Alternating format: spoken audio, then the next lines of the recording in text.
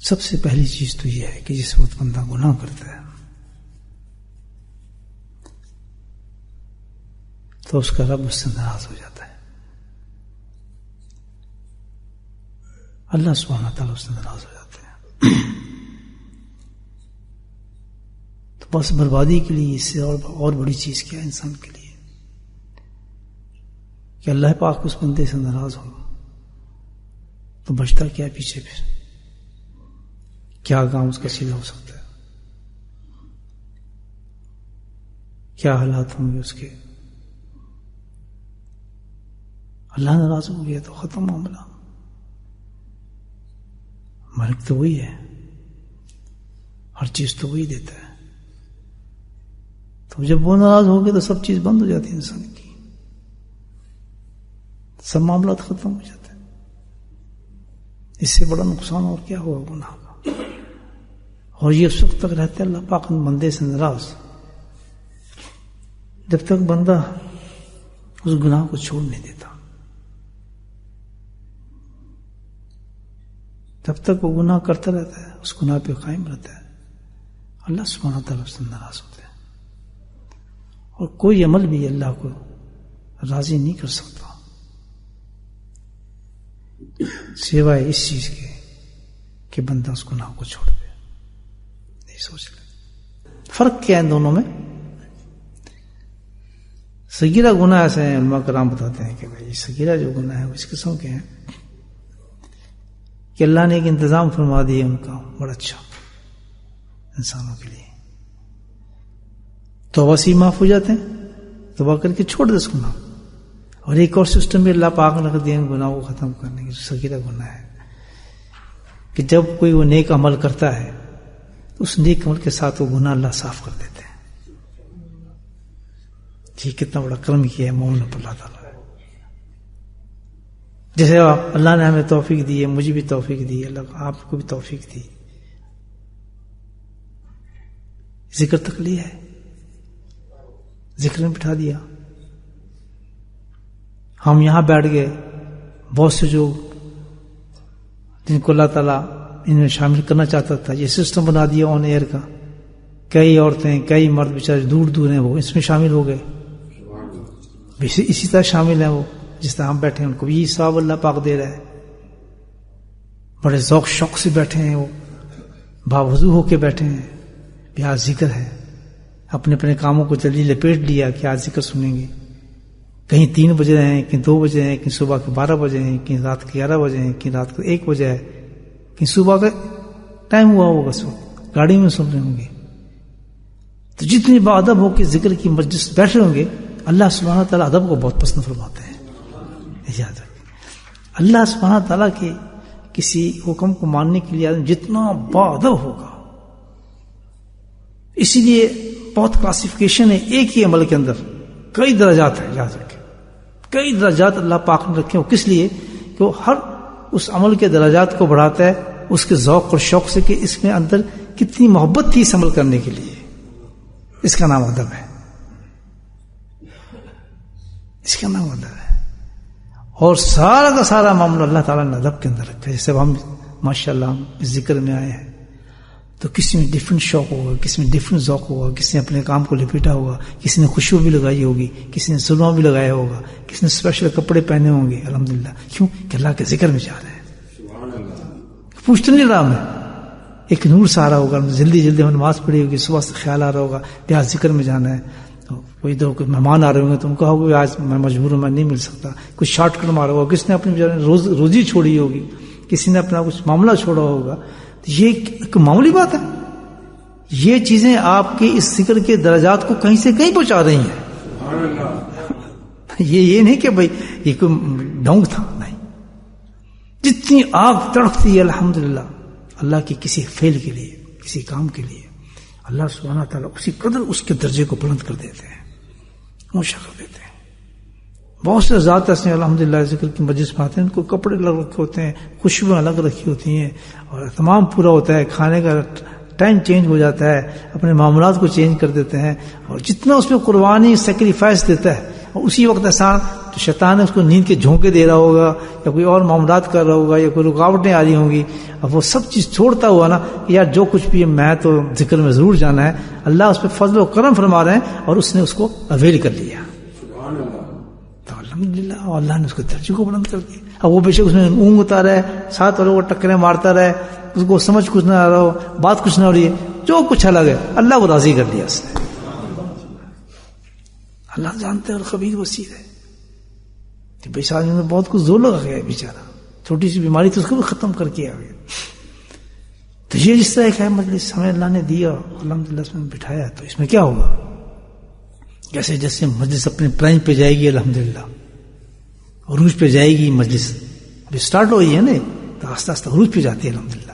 اور اتنا عروج جاتی ہے کہ پھر درود شریف پڑھا جاتا ہے. سبحان اللہ, وہاں پر جا کے ختم ہوتا ہے یہ عروج پہ, معراج ملتی ہے الحمدللہ انسان کو. تو کیا ہوگا پھر, سبحان اللہ, ہوتا یہ ہے کہ اس مجلس کے اندر میں نے کہا نا صغیرہ گناہ کا اللہ نے انتظام کیے ہیں کہ کوئی نیک عمل کرا کے اس کے گناہوں کو ختم فرماتے ہیں.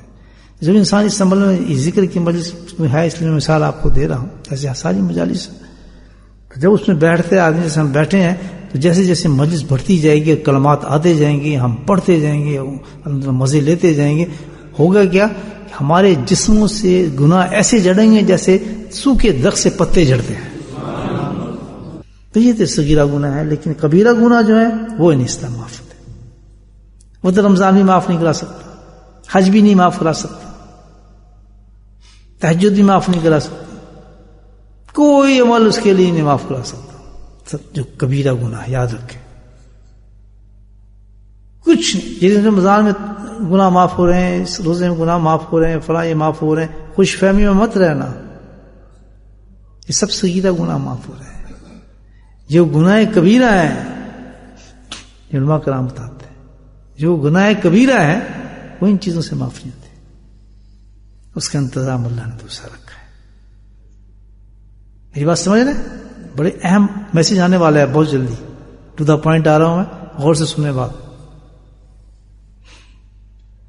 اٹینٹیو ہو جائیں, الحمدللہ بہت مفید بات ہوگی. تو جو گناہ کبیرہ ہے ان کا کیا حال ہے؟ ہم بات سمجھتے ہیں رمضان آ گیا سارے گناہ ہو گئے, چلو یہ معاف ہو گئے, فلاں ہو گئے, یہ گناہ معاف ہو گئے, فلاں. بالکل نہیں, صغیرہ اڑ گئے. لیکن کبیرہ گناہ انسان کے وہیں موجود ہیں. اللہ تعالیٰ فرماتا ہے کہ کبیرہ گناہ صرف ایک چیز سے معاف ہوگا, اور کس چیز سے؟ توبہ سے. بولیں سبحان اللہ, توبہ سے. بس اس کا تو علاج یہی ہے کہ اگر کبیرہ گناہ کو معاف کرانے کا معاملہ ہے تو وہ تو پھر ایک ہی ہے. وہ کیا ہے؟ توبہ النصوح. اللہ کے سامنے بندہ حاضر ہو جائے, مرد ہو یا عورت, اور کبیرہ گناہ کا ارتکاب ہو گیا, اور اس کبیرہ گناہ کے لیے ایک ہی راستہ ہے کہ اللہ کے سامنے جھک جائے, وہ وعدہ کرے اللہ تعالیٰ میں بندہ ہوں, مجھ سے گناہ ہو گیا, بہت بڑا گناہ تھا جو میں نے کیا ہے, آپ فضل فرمائے. جو شاید ہیں توبہ کی کہ بھئی ابھی چھوڑتا ہوں, نمبر 1 آئندہ نہیں کروں گا, نمبر 2, نمبر 3 بہت ہی زیادہ شرمندہ ہوں آپ کے سامنے کھڑا ہوگا کہ میں نے شیطان کے کہنے پہ گناہ کیا. بس جیسے آپ میں یہ کام کریں گے یا جس نے گناہ کیا ہوگا, اللہ تعالیٰ کہتا ہے معاف کیا. بعض گناہ ایسے ہیں کہ توبہ سے بھی معاف نہیں ہو رہے, اتنے کبیرہ ہیں. اللہ اکبر. بلکہ کیا ہے کہ وہ توبہ ہی کمپلیٹ نہیں ہو رہی. اگر آپ نے اس گناہ سے معافی نہیں مانگی, میں نے کبیرہ گناہ کی توبہ کی ہے لیکن اس گناہ سے معافی نہیں مانگی جو کبیرہ کی شاخ ہے, تو توبہ بھی قبول نہیں ہوتی. اللہ اکبر. میرے بھائیو, مومن کی زندگی ہم نے تمہیں کھیل تماشا سمجھا ہوا ہے. پتہ ہی نہیں گناہ کیا ہے, گناہ کیسے صاف ہوں گے, قبر میں کیا ہوگا, ہمارا سٹیٹس کیا ہے, کچھ نہیں پتا. بس لگے ہوئے ہیں, کوئی فکر ہی نہیں ہے, کچھ ہی نہیں کہ بھائی وہ دیکھی جائے گی. جب کچھ پتہ ہی نہیں کہ ہاں میں نے صغیرہ کی ہے, کبیرہ کی ہے, میں نے آج غلطی کیا کی ہے, مجھ سے کیا ہو گیا, میں اس کے بارے میں کیا کروں, اس کو کیسے ختم کروں, میں کیسے جواب دوں گا, میں تو جہنم میں چلا گیا, میرے قبر کا عذاب ہو گیا. کچھ پتا نہیں, اور لگے بس صبح سے ایک کام سے لے کے شام تک ایک ہی کام پتا ہے, الحمدللہ اللہ نماز پڑھا دے سب کچھ، لیکن یہ تو کچھ بھی نہیں آئے گا کام، یہ تو ہواؤں کی طرح اڑ جائیں گے. مجھے بتائیں کہ توبہ اللہ سے کر رہے ہیں، اللہ تعالیٰ کہتا ہے اب اس گناہ کی اگر تو نے نہیں معافی مانگتا تو توبہ بھی تیری نامکمل ہے، ابھی توبہ پوری نہیں ہوئی. اللہ کہتا ہے میں بھی کچھ نہیں کر سکتا اس میں. وہ کتنا بڑا کبیرہ گناہ ہوگا بھائی. وہ کیا ہے وہ بھی سن. وہ کبیرہ گناہ جو ہے اس کا تعلق معاشرت سے ہے، سوسائٹی سے ہے. سوسائٹی سے اس کو معاشرت کہتے ہیں. وہ اور اسٹیج پہ چلا گیا. وہ کیا ہے؟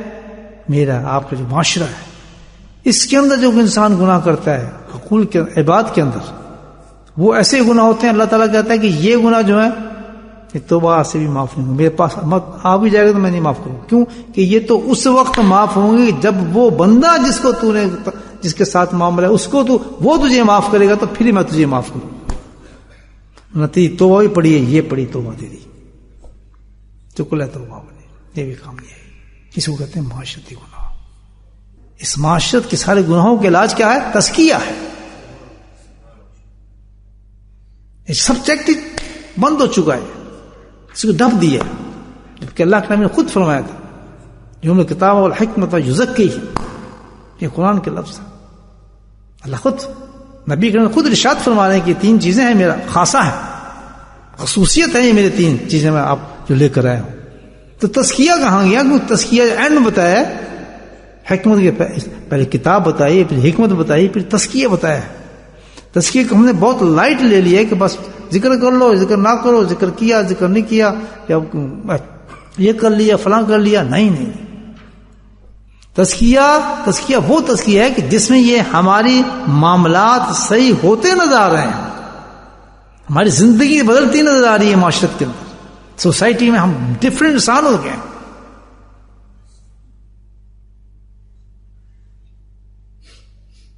اگر یہ ہم یہ نہیں کریں گے، اللہ باللہ بہت خطرناک وقت آنے والا ہے. اللہ سبحانہ تعالیٰ موت کا کچھ پتہ نہیں. میں اپنے آپ سے مخاطب ہے میرے مولا، تو موت سے پہلے مجھے احساس دلا کہ میں معاشرے کے گناہوں کو ختم کر دوں اپنے وجود سے. یہ بہت خطرناک. باقی تو معاملے تو طے کر دے گا سارے. تو بڑا رحیم ہے، تو بڑا کریم ہے، لیکن جہاں تو نے مہر کر دیا، حالانکہ یہ بھی تیرے لیے کچھ نہیں ہے، تو قادر مطلق ہے، لیکن یہاں تو نے سٹاپ کر دیا. تیری مرضی ہے، تیرا قانون ہے، تو نے یہ بنا دیا، بس ہمیں تو اس پر چلنا ہے.